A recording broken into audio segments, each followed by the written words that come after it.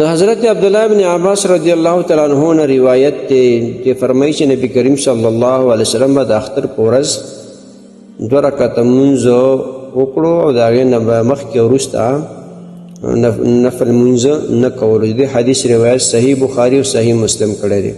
محترم مسلمانانو ورونو، علماء کرام محدثین فرمایي چې د وړوکي اختر او لوی اختر دواړو کې د اختر د لمانځه نه مخکې نه په کور کې او نه په عیدګاه کې نفل شته، نه د اختر نه مخکې نه د اختر د لمانځه نه مخکې نه وروسته.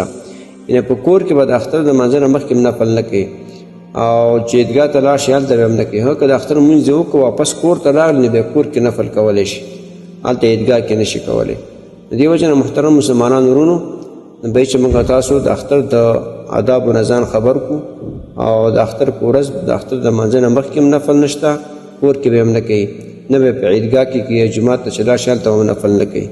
او که د جومات نه واپس عیدګاه نه واپس کور ته راغلی اختر لمانځه نه بعد، کور کې د بیا نفل کولو بیا جواز شته، او د اختر د لمانځه نه وروسته او مخکې نشته.